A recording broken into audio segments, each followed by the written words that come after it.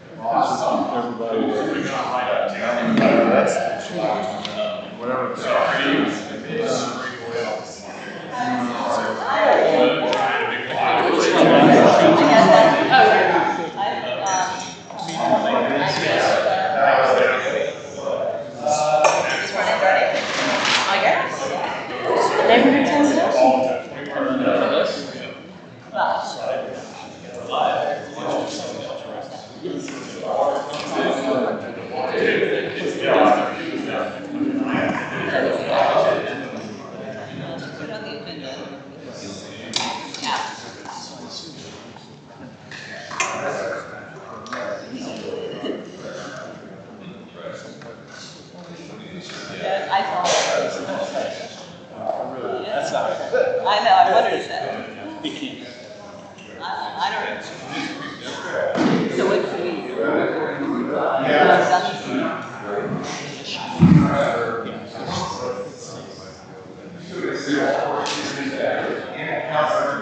Okay. Yes. Okay. Okay, great. Thank you.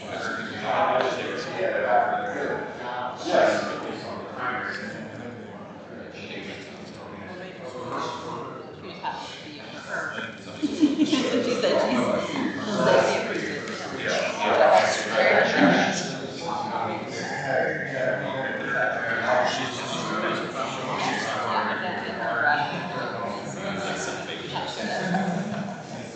she happens to be here.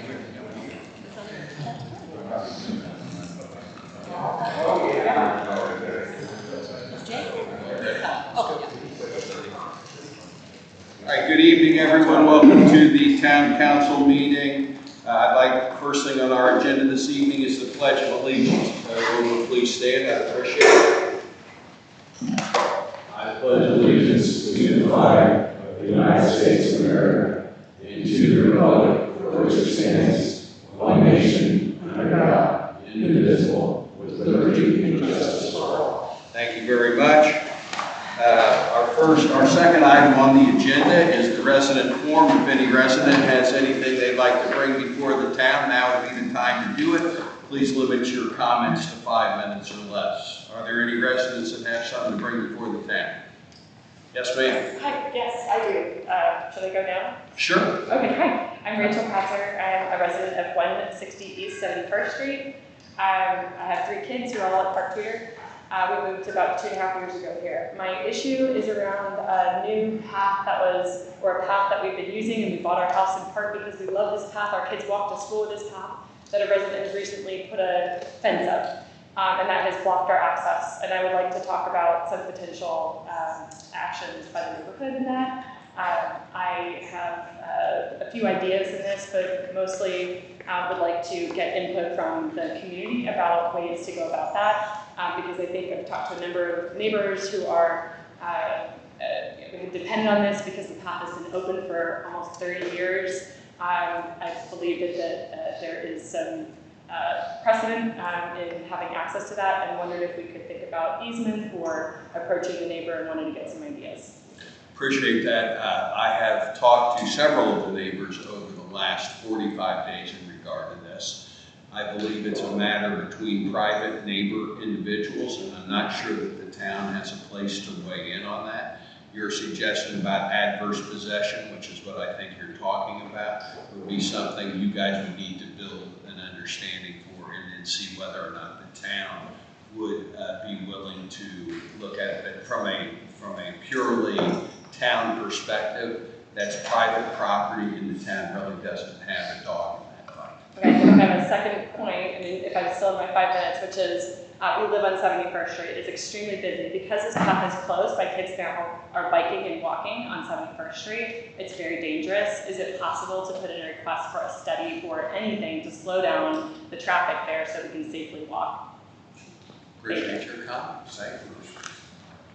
Yeah. 71st Street is the city of Indianapolis. The right-of-way is controlled because that's a thoroughfare as opposed to a secondary street, and therefore all of the work there would go through the city of Indianapolis.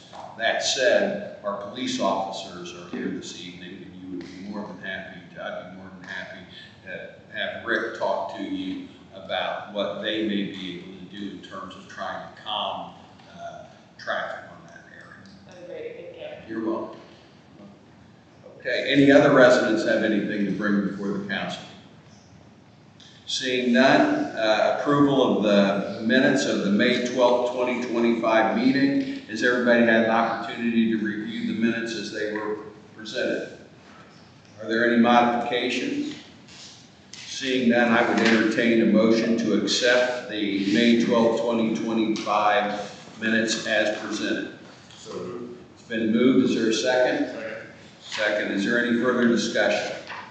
Seeing none, all in favor indicate by saying aye. Aye. Opposed, the same sign? Okay, great. Third, our clerk treasurer's report. Mr. Dillon? Thank you, Mr. President.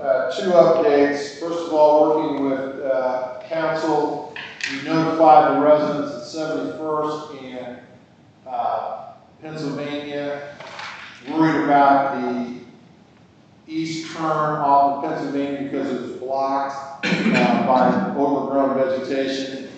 They cut it down, they did a nice job with it, and now you can see it's a safer situation. Secondly, this is a historic moment for all of you. We are first live streaming under state statute, so this is now being live streamed on YouTube, which you can pick up with a link off of the town website. You just hit the town website, boom, and it goes right to the live streaming. We have to do it. So we've got this fancy setup, and it seems to be working. Third, Mr. President, we need approval of the claims. The total claim payout for you to approve tonight is $223,997.75. I believe that's 95 cents. I have down 75, but I could have a typo. Mr. Higgins? 95. I apologize. So, not a problem. So I would entertain a motion to accept the account payee the whole vouchers in the amount of $223,997.95. So moved. It's been moved. Is there a second? Second. Any further discussion? Seeing none, all in favor indicate by saying aye. Aye. Opposed, the same sign? Great. Mr. President, our second bullet point is the acceptance of the July 2025 financial packets, which are Exhibit A and have been provided to the council previously for review. Okay. This would be the financial packet. Bear with me 1 second. Okay. And it requires an approval, correct? Acceptance. An acceptance. I would entertain a motion to accept the July 2025 financial packet. So moved. It's been moved. Is there a second? It's been moved and second. Is there any further discussion? Seeing none, all in favor indicate by saying aye. Aye. Opposed, the same sign? Okay. Next bullet point is the approval of the 2025 bank reconciliation reports, which is in your Exhibit B, which was provided to you. Thank you. That's July of 2025, correct? July of 2025. Thank you. So if everyone have an opportunity to look at the bank reconciliation for the July 31st, 2025. Seeing it, is there I would entertain a motion to accept the bank reconciliation as of July 31st, 2025 in the amount of $1,161,688.54.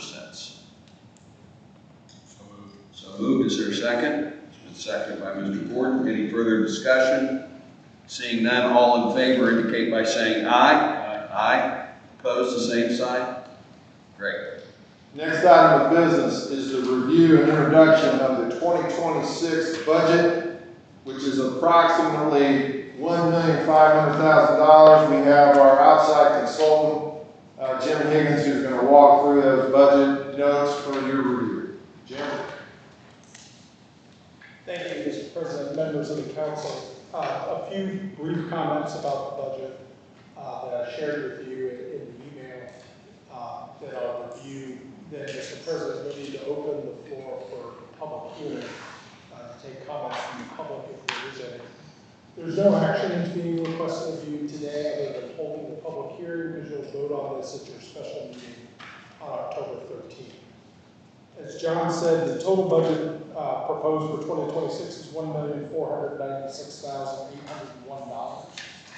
Of that is included $400,000 for the sidewalk program, which is comprised of a $200,000 in the NIPS grant that would be applied for, and $200,000 that would have to come from some other source. There's not $200,000 in our budget, but we're thinking that's a contribution. Additionally, we've got $417,000 programmed into the budget for community crossings. So if we take those two numbers out, that $1,500,000 number is more like $679,000, $680,000, which is more in line with what you've seen in previous years. We are transferring or proposing to transfer $20,000 into the rainy day fund from the general fund. Be $10,000 yet this year and $10,000 early in 2026. That would bring the total in the fund to a little over $120,000. There's $108,000 in there now. Your property tax levy is going to grow by the state allowed maximum growth quotient, which is 4%. That would generate for you an additional $11,000 in property tax revenue. However, Senate Rollback 1 had some property tax relief that was given to taxpayers. And the estimated increase in that circuit breaker loss that you'll experience next year is $19,310. So you get a levy increase of $11,000, you take a cap loss of $19,000. The net effect is about an $8,000 revenue reduction. that you'll receive in revenues for 2026. We've not made any changes to the income tax collections for 2026. Those numbers aren't available yet, so we assume those numbers would be flat. I would anticipate an increase, but I didn't want to factor that in. We've allowed for an additional dollar per hour increase for the police department, similar to what we did last year, so that we can allow for a little additional compensation. And I believe that's everything that we've got in there. Be happy to answer any questions that you might have before you open it up for the public. Anyone have any questions? Okay, seeing none, I would entertain a motion to open this meeting, or this budgetary meeting, to the public hearing. Is there a motion? Been moved. Second? Second, great, terrific. So we now have an open meeting. Does anyone have anything they'd like to bring? Public have anything they'd like to discuss? Seeing none, I would entertain a motion to close the public hearing. It's been moved. Is there a second? Second. All in favor indicate by saying aye. Aye. Perfect. John? Let's make sure the record is clear that our special meeting is set for October 13th, 2025 for the adoption of the budget. Jim, I appreciate your comments on Senate Enrolled Act number 1. You have any other comments on it, or are you good? Wonderful. At this time, let me introduce to you Joe Sanford, who is our insurance agent, and he has a quick discussion about our insurance renewal. Joe. Thank you, Mr. Joe. Evening, folks. Some cover comments here we're looking for. Joe Sanford, Huntington Insurance is a wholly owned subsidiary of Huntington Bank. They're an insurance broker. We access Astra Insurance, the insurance carrier. Primarily liability coverage is what the town's looking for. However, like Mr. Dillon suggested, we have added, it's not in this packet yet, coverage to some of our street signs. There's concern that an accident by an uninsured motorist might damage them. There's some dollar value there. That enforcement is coming. It's not in the packet here today, but they are now covered. Liability-wise, we have a general liability protection of $1 million for any one claim, $3 million in the aggregate for our policy year. There's an umbrella discussion later, but that's a little bit higher. We also include coverage for law enforcement liability, which this question's about late. If there's a police chase from Indianapolis proceeds into the town gets involved in a lawsuit, that coverage will extend, so we do have coverage there as well. Again, that same $1 million limit, $3 million aggregate. We also extend coverage to the public officials, errors and omissions, limits in there as well. Employment practices for alleged harassment and discrimination, those coverages are included. Further, malicious act coverage at a $1 million per limit, $1 million aggregate is included. Last piece of this, you have a $1 million auto liability. If our police vehicle is involved in an accident and town's found liable, there's protection for that. The physical damage for that 2019 Chevy is also included in our coverage. Beyond those underlying liability limits, Astra Insurance provides a $5 million umbrella, which acts just as it sounds, to extend each of those claims to $6 million in any one occurrence and an $8 million aggregate. Tort law in Indiana restricts liability of $4 million for a public entity. We still feel like these limits are where they need to be. Beyond that, the premium is up slightly over last year, primarily due to a change in the insurance paper on the umbrella piece. Astra was formerly all Great American Insurance. Great American stepped away from the umbrella piece. We've had a different carrier to fill that in. The rates are slightly higher. It's $1,000 more than it was last year. Be happy to answer any questions that anybody may have coverage-wise. If you need to see anything of that nature. Ratings on Great American and Global Product, please. A+. Anybody have any questions for Mr. Sanders? Mr. President, one clarification. Joe used the verb signage. What we added was coverage for what I refer to as the monuments that are designating the town of Meridian Hills in 5 different locations, 5 or 6, Joe? 6 locations. In the event that a car hits it and runs, those are actually very expensive, so we went ahead and had coverage on them. Great. Good. So, thank you very much. Finally, Mr. President, just for introduction for the council, we're going to be researching, President and myself, the new statute from the state of Indiana on cable franchise fee rates. We've got to go all the way back in the archives to at least 2020, maybe farther, or excuse me, back to 2000. So we got to go back 25 years and maybe farther. The state passed a statute that will reduce the cable franchise rate, and we've got to figure out where we're at and how that plays into our revenue number. But we'll report that back at the next meeting as we just received this last week. But I just wanted to make sure it's in the minutes and you all. Thanks. Mr. President, that concludes the clerk treasurer's report. Anybody have any questions for Mr. Dillon? Thanks, John. Appreciate it very much. Next, Town Marshal report. Good Thank you, evening. Mr. President. I have nothing else to add other than Marshal Russo's report, unless anybody has any questions for me. Could you introduce yourself just so that we have? I'm Rick Batts. I'm the Chief Deputy for the Meridian Hills Police Department. Perfect. Now that we're going live. Happiness is everybody number two. knows who's speaking. It's awesome. Great. Thank you. Anybody have any questions for Mr. Batson? Thank you so I'll much. give the resident here after I'm done, and we can chat about the problem on 71st Street that she brought up. Perfect. Mr. President, I think that Rick ought to update the council and members here today that they have been pretty diligent on traffic stops, specifically at 75th and Penn. On that 75th Speedway, I think you've been watching pretty close. Remember a comment about that. Yes, we've upgraded our activities there along 75th Street and from Illinois to Meridian to Pennsylvania to the area between Pennsylvania and College on 75th Street. We're getting our radar gun repaired right now. As soon as that comes back, we'll be able to do a little more radar activity. But so far, we've had literally dozens of traffic stops there. And we're trying to get everybody convinced, we're trying to modify behavior that stop sign means stop, not just slow down. Okay. Thank you very much. You're welcome. New business, town engineer.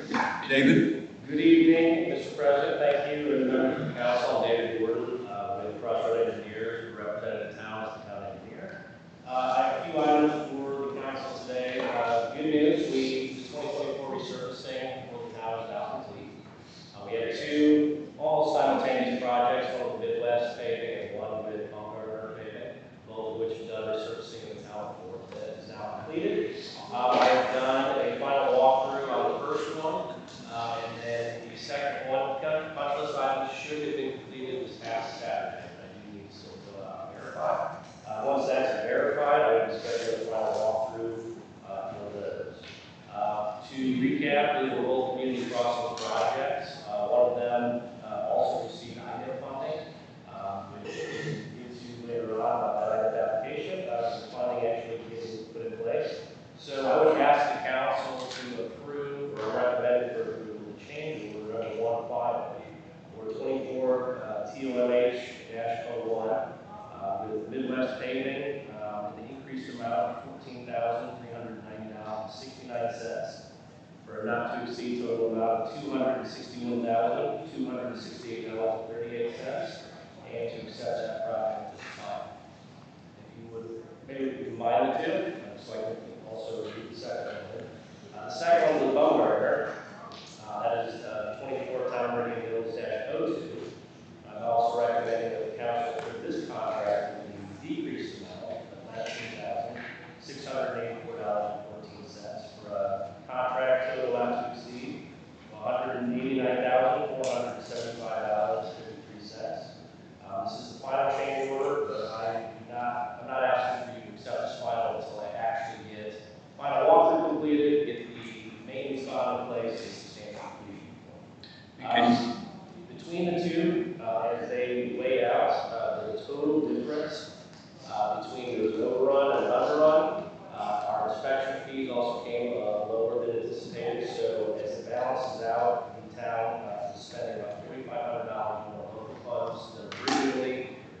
anticipated. Clarity on that, the first one with Midwest paving, that was an overrun. We did our calculations, we were using an old spreadsheet that had widths that were erroneous. Actual widths were slightly wider, like 2 feet wider, so there was an overrun quality. We got great prices, still costs that would have been paid, but it was just not anticipated in the original budget. But like I said, those two in aggregate was a delta of $4,500 in total. Any questions on that? Nope. Anybody have any questions? Okay, I would entertain a motion to approve the combined payment as proposed by Mr. Ward. Move for approval. Is there a second? Second. Any further discussion? The only discussion I'll have is that, yeah, again, there was some additional width, and there was no reason to stop and leave that 2 feet less. I realize that that's a modification to what was approved previously. That change order that also then included the $10,000 less for the second, so it's a net of about $4,500, and I feel that's something we're going to absorb, not a big issue. Yeah. Okay, so all in favor indicate by saying aye. Aye. Opposed, the same sign. And if you could, the rest of the council could sign that change order and get that fully executed. If you don't get it to me today, we'll get it some other time, I can get it back to the contractor. Yes, so additionally,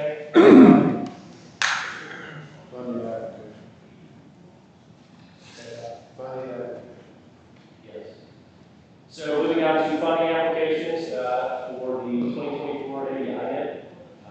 Sloan Corporation Council is here as well. He and I have both reviewed the agreement from the city of Indianapolis. What they did was combine a 2024 application and a 2025 application into one agreement. And we went back and forth, and we had some modifications that we requested that the city include. Primarily being the INF application that we applied for included the resurfacing, half the local match for the 2401 project, as well as street sign replacement, which is 50% of that we will hopefully be able to do. Their initial proposal or city agreement language did not include the sign replacement, so we asked them to do it. It's appeared that they agreed to that. So anything else to add? One additional comments is that there are a few outstanding items that we're working with the city to finalize, but we're very close to getting an agreement finalized. Sloan for the record, please introduce yourself. I'm Sloan J. from the law firm Jenkins, and I'm the town attorney. Perfect. Thank you. Any questions regarding that? Moving on to additional funding. The state kind of was a pickle with new legislation for the CCMG Community Crossings Grant. Typically they do a call in January and a subsequent call in July. That got delayed indefinitely until about a month or so ago, and they said we are on the way to have one. It opens up in October 1 and due October 31st. This is the only council meeting between now and then that would allow us to agree on streets. So what I am proposing is to continue down the path that we have been, unless the council chooses to do it. But the direction, as I understand it, was we're trying to get all street segments in the town resurfaced every 10 years. That is the objective. We are currently at the stage where we are now proposing some street segments that were done 8 or 9 years ago, so we're actually ahead of that. The state funding, CCMG, has been positively reduced significantly this year. So I say that to say that this funding source is not indefinite potentially. It could potentially dry up. I think that leveraging CCMG, which is now 80% state, 20% local, and then outside of the 75th Street sidewalks, which was discussed earlier, we've also leveraging INET, the Indy grant, to leverage that local. So you end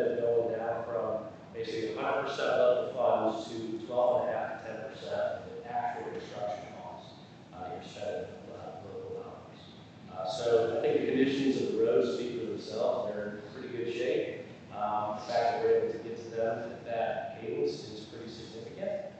So I would say what we're proposing is, as long as this money is available, that we continue to resurface at that cadence. Resurfacing that will last 8 to 9 years to 10 years is about the expected surface life.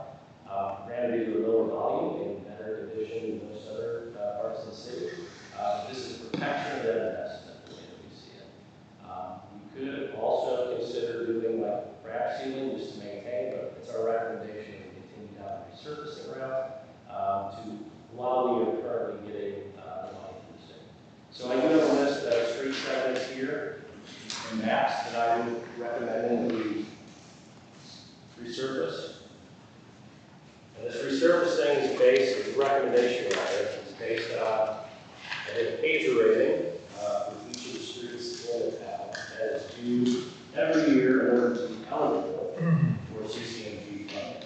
That is not due until the end of the year, but we went ahead and did an assessment now, so we can actually come up with the recommendations. On the map, can kind of give you a better idea of what we are proposing. Instead of a shotgun approach, which was, it made sense previously when we had roads in various condition. Now we've kind of gotten on that point where they're all generally the same condition. I'm proposing to kind of target areas as a whole to minimize disruption, minimize mobilization and demobilization of contractors, get even better pricing than we have in the past. There's an efficiency of scale there.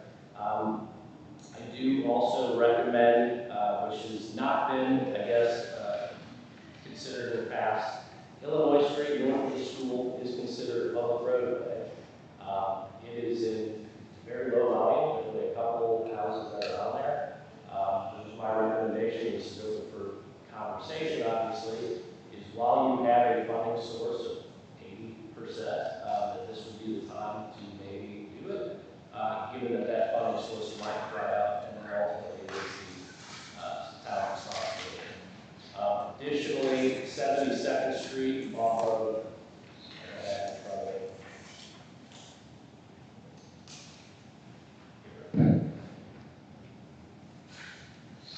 72nd Street off Washington Boulevard, south of Penridge, is basically private property. It's a private road, but you are collecting gas tax on it. So it's one of two things. We can, historically, the state and the feds have looked at roadways, and even where there's a needs and bounds, it would be something that they would take. If you were trying to make the plan to be public right away, they would declare that, or we have to dispose of that property through the state website, saying that this is no longer, is actually not a town road and is actually private road. So historically, I believe we've not done it, but in fact, you are collecting gas tax and the rest is there if the council decided to. That's a lot. So, David, the one question that has been brought to my attention before is that the segment of Illinois Street north of St. Luke is in fact a private drive. At one point in the past 22 years, there was a discussion and a lot of discussion over whether or not that was a town or a private drive. We stopped resurfacing that in the past at the north edge of St. Luke. I'm not sure why that changes or what additional information's been received that would start us thinking about redoing it. I'm not opposed to it, I'm just suggesting that we want to look at that very closely before we agree. The other is that on your attachment from the state, for some reason, it sticks in my mind that we reduced the number of lane miles. There was a discrepancy in the lane miles 3 or 4 years ago, and we had to give some money back to the state because, and my recollection is that number was less than 10 miles of lane miles. This shows 10. Have there been additional miles added that we're going to have to do an audit on later? Or No, unless the spreadsheet that I was operating off of is, that was the one that was provided by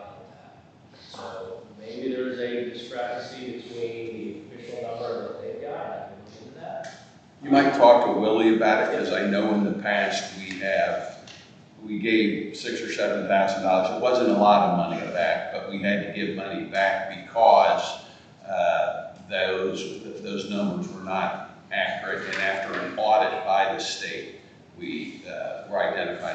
I just want, before we would agree to that, I would like to look into that. And I would also call to your attention that we do now have a meeting on October the 13th, so that if we wanted to look into that and make sure we had all of our T's crossed and our I's dotted, that would give us the chance to review it quickly at that meeting, because that is an extra meeting that originally was just set out to approve the budget as it was introduced tonight.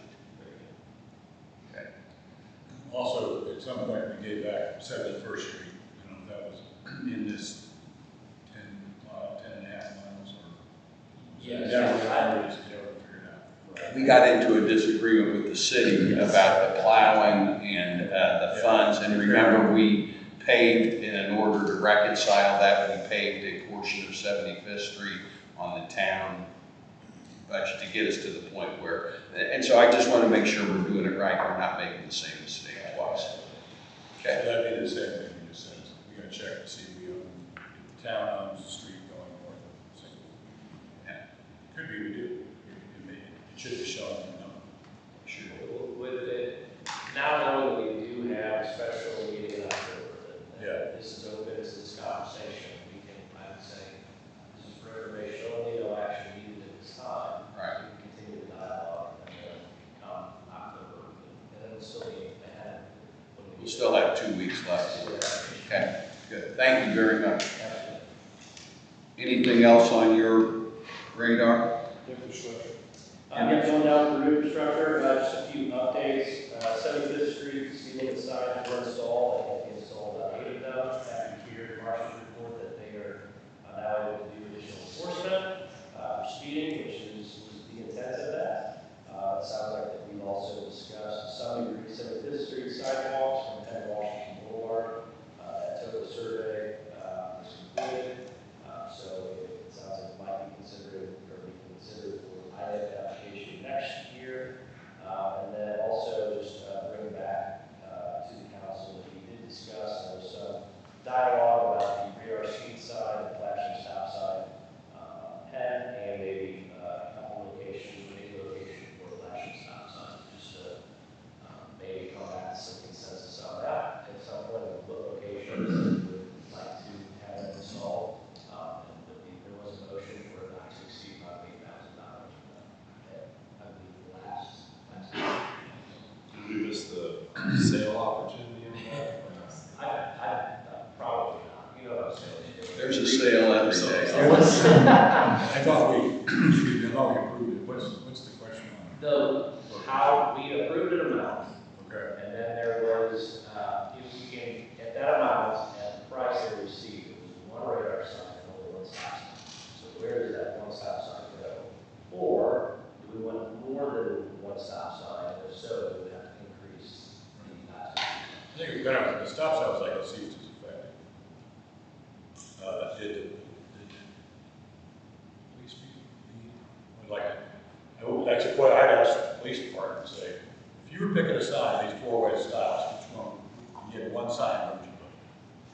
Their tickets may represent that, unfortunately. Let's ask him to bring it up. Yeah, October. yeah, let's find that out. Can we move forward with the radar? Yeah, I thought the radar signs go back to the radar sign was on Pennsylvania. Yeah. So the radar sign can go up back in the same location. And then can you send the survey? I'd like to see it. Absolutely. Okay. And then finally, I have my engineer's inventory report, which is also attached to the agenda. Talks about some utility work that has happened in the local area, stopping that for future restoration, or for any issues after the fact, we just have record. And then just a note of any review that we did on our side, fence placement, 7481 East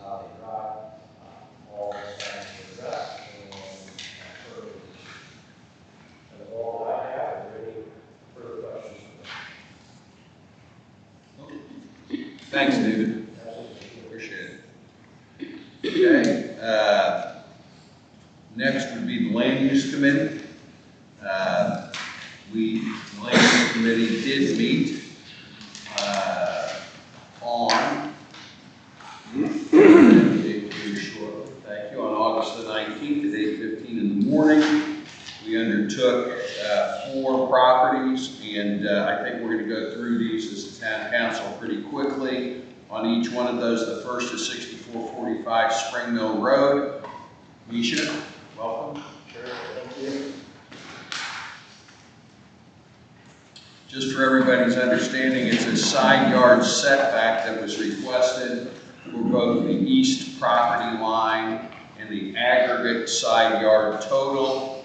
The committee discussed the fact that the request would be if approved subject to the utility easement that the improvement is encroaching upon, and that the town is not going to indemnify or be responsible for any future damage that a utility may claim as it results from an issue of being built in a right-of-way or in a utility easement. And the committee voted 3-0 to recommend approval of the council, subject to, again, the easement language that we would want to have. Misha is an attorney here in town and represents the property owner. And Sure, I'll go relatively quickly. Pat and Laura Steele are the owners of the property. They lived there about 10 years. They undertook a complete renovation of the interior. And then also on the exterior, the project was to replace the existing swimming pool and to construct a pool sort of shelter house. The materials had some photographs of it. The contractor and the architect did go get building permits. Unfortunately, something happened. It was missed with respect to the setback issue. So the pool house is partially constructed. It is about 3 feet off of the property line. The requirement is 12 feet. There's also, as Walter said, a 4-foot utility easement. The improvements encroach into that utility easement about 6 inches. Now, one update since we met with the Land Use Committee is that the Steels have worked with the contractor to be able to move the improvements out of the easement, which is something they're willing to do. It's only about 6 inches. I think it's just the post, really, and maybe the eaves. We're still trying to figure that out. But we've let the city know that we've withdrawn that variance. So I think that handles the concern that you have. And the city is in agreement with the other 2 variances, which, as you said, are relief from the 12-foot side yard setback, and then the aggregate of 30 feet. So with the additional foot moving the improvements back, that gets you to 28. So we're really just 2 feet off of that one. Importantly, they've spoken with each of the immediately adjacent neighbors. John Young, who's on the east side, all of their letters of support are in the materials. John Young has indicated his support. The neighbor to the south is Tim Wade. He's indicated his support. And then to the north, Powers, Nolan Powers, they have indicated their support. So with that, happy to answer the questions. anybody have any questions? Seeing none, I would entertain a motion to approve the requested variance for 6445 Spring Mill Road as amended tonight, moving at the additional 6 feet. 6 inches. 6 inches, excuse me, 6 inches. Yeah, 6 feet, be in the pool. So I have a motion. Motion made. Is there a second? Second. Is there any further discussion or questions? Seeing none, all in favor indicate by saying aye. Aye. Opposed, the same sign? Great. Misha, Sloan will send a letter to the city tomorrow morning. You can make sure he's aware that you want it, and that way it will be there by the time the hearing is. That's great. Okay? Second on the agenda is 170 East 71st, 170 East 71st Street. Joe? Thank you, Mr. President. I'm Joe Gradison, Gradison Design Build, here on behalf of my clients, Jay and Karen, owners of the works, owners of the 170 East 71st Street. Let me take your things.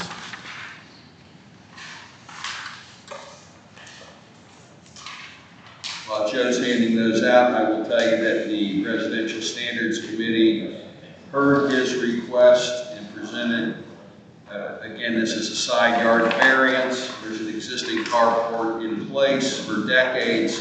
The request was to enclose that carport into a garage. There's discussion as to the height of the structure, and the committee voted 3-0 to recommend approval of his request. There you go, Joe. Thank you, thank you. So what I have here is some existing photos. This existing carport has been here longer than the owners that own the property. It's a structured carport, as you can see in these photos. And the design of the proposed new garage is identical in width. So essentially we're solidifying and putting the garage door on the existing dimensions of the width and the height of this garage. The depth is going to be extended slightly by about 6 feet to account for a 2-car garage. And we do have support from the neighbors. All the contiguous property owners have provided a letter of support, which I can provide, but it's not organized well enough for me to do, but let's assume that we have those. Are there any questions that you have? I don't have any additional questions other than you're telling us that you do have those letters of support, probably the same ones that you had at that meeting. Yes. Okay, terrific. Including the church. Terrific. So that being said, I would entertain a motion to approve the variance request for 170 East 71st Street as proposed. So moved. It's been moved by Greg, seconded by Zach. Any further discussion?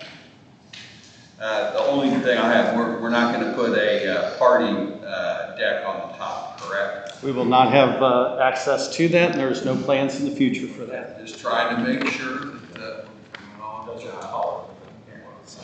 All in favor indicate by saying aye. Aye. Opposed, the same sign. You can see Sloan, and he'll make sure that your case number and your approval gets a letter tomorrow. But your hearing is still tomorrow at the city on the 9th. Yeah, don't know if You're waiting to file. Terrific. Good. Okay, number 3 is 501 East 75th Street. Butch Walker, Chris Duke, and Matt Payton are seeking what used to be 2 front yard setbacks. It's my understanding you've reduced it to 1. Yes. Correct? For the construction of a new residence at 501 East 71st Street. Mr. Payton?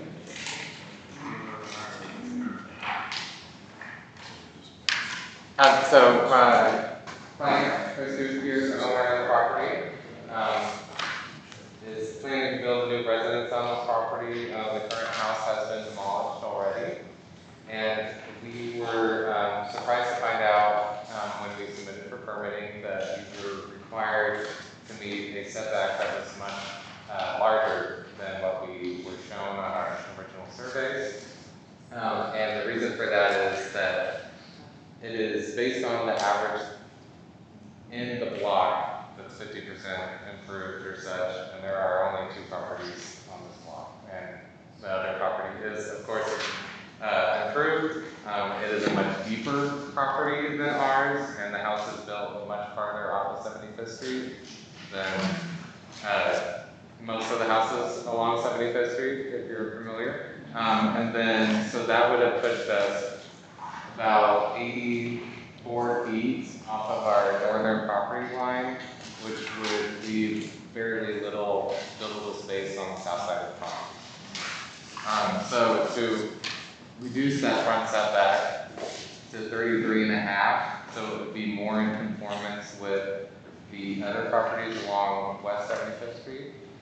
As you can see, I have some averages on the first page showing those averages, and then also that house just to the east of ours that is contributing to that large average quantity that we were getting for our front setback. So we did forego the central setback variance. We thought we could have gone 50 feet from the property without the variance, but we moved it back to meet the 59.2 feet requirement based on the average on that. So instead of having this property face 75th Street, we were planning on facing towards Central and having the driveway access off Central and not 75th Street, like it currently is. And at the Land Use Committee meeting, there was some discussion and some additional items that were asked for by that committee. We did not take a vote at that time in waiting for those additional questions. And because of the close nature between the 19th and this meeting, I thought it best just to bring to this meeting so that we didn't ask our ad hoc members to come back again. Greg is a part of those, and so Greg, do you have any specific questions? Comments? Well, we didn't talk about it, but to be consistent with what else we've done on 75th Street, when people ask for setback requirements and or fencing, we've asked them to consider landscaping along the garage faces that face 75th Street. Yes. You know what Walker did, we're gonna kind of do the same thing with the trees, contracts, we won't see it. Part of the items that- That's our plan. So what we approved, there is an increased right of way along that side that all those trees that are currently growing there will remain in place. I know you guys have plans for a sidewalk. Right. We're okay where a sidewalk has to be around trees. Yeah. But if you put yours up the edge of your drive, it looks like we'll have a space to go. Yeah, Sure, absolutely. At some point in time, when we find the funding for the sidewalk. Yes, hopefully. Any other questions? Seeing none, I would entertain a motion to approve 501 East 75th Street as proposed.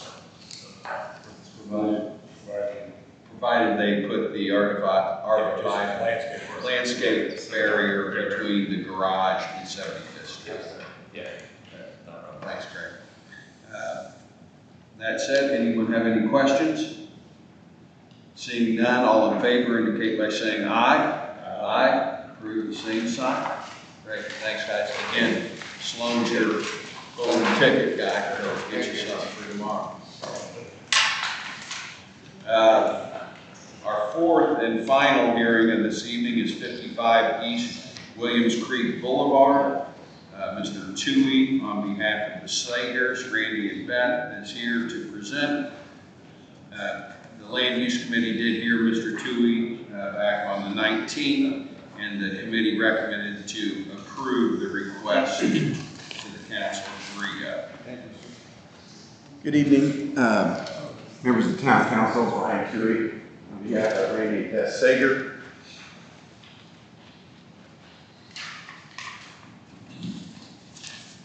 Thank you for your time this evening. We'll make this brief. Sagers have lived at the corner of Williams Creek Boulevard in Pennsylvania on the southwest corner for over 37 years. Here's their home right here. They would like to stay in that home, like some other of us, where they're getting a little bit older, and so they would like to build what now is called a primary bedroom on the side of that house so that they can live on the first floor of their house. These green dots signify the neighbors they've reached out to who have sent approval letters, which is in a packet over here, which I'm glad to distribute if you'd like.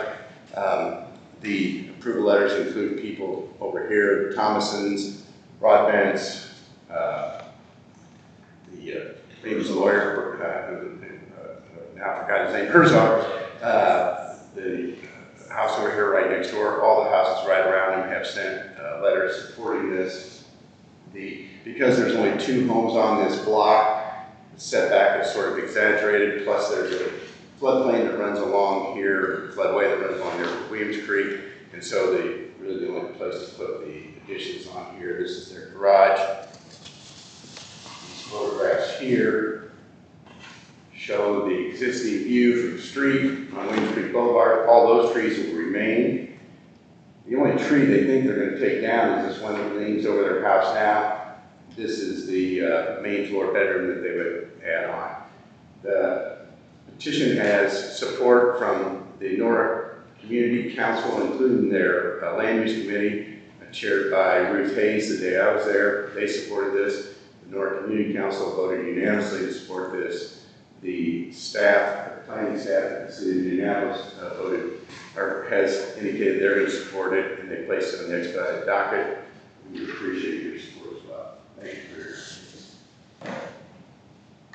Any further questions from any of the members? Again, it was a 3-0 approval recommendation from the committee. Seeing none, I would entertain a motion to approve the request for the variance of 55 East Williams Creek Boulevard as presented. And moved by Mr. Jacoby, seconded by Mr. Hughes. Any further discussion? Seeing none, all in favor indicate by saying aye. Aye. Opposed? Since we are on the internet, I think it's only right that we all wish Mr. Toohey a happy 70th birthday. Oh, happy birthday. Happy birthday, Mr. Toohey. I can't tell you how much that's appreciated. Thank you for your time, gentlemen. Mr. President, so you know, members of the council, we are live streaming in London and in Washington, D.C. Everybody's going to know it's Mr. Toohey's birthday. That's awesome. Really good. Okay. Is there any other new business to bring before the council? Seeing none, I would entertain a motion to adjourn.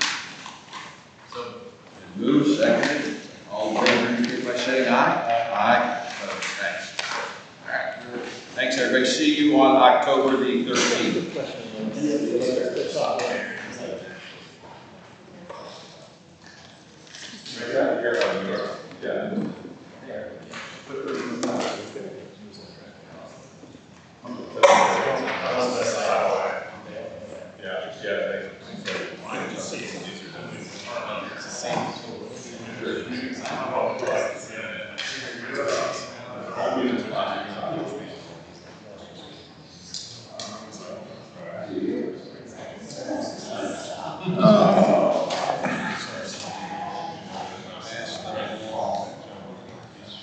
Sign the check.